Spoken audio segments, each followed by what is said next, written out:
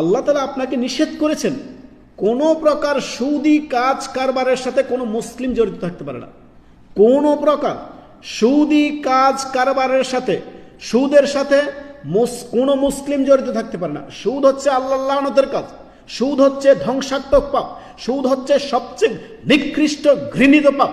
এই মর্মে আল্লাহ তাআলা বলেন কোরআন মাজিদে সূরা আল ইমরান 130 নম্বর আয়াত, আল্লাহ তাআলা বলেন ইয়া আইয়ুহাল্লাযীনা আমানু লা তাকুলুর রিবা, হে মুমিনরা শুনে রাখো, তোমরা সুদ ভক্ষণ করিও না। সুদের সাথে সুদের লেখক, সুদ খাওয়া, সুদ দেওয়া, সুদের সাক্ষী, সমস্ত এই যেসব যারা আছে সবার উপরে আল্লাহর লানত। অথচ আমাদের দেশ গ্রামে আপনি যান, প্রত্যন্ত গ্রামের মধ্যে নারী পুরুষ একাকার, তারা আপনার সুদি কাজ কারবারের সাথে জড়িত। সুবহানাল্লাহ।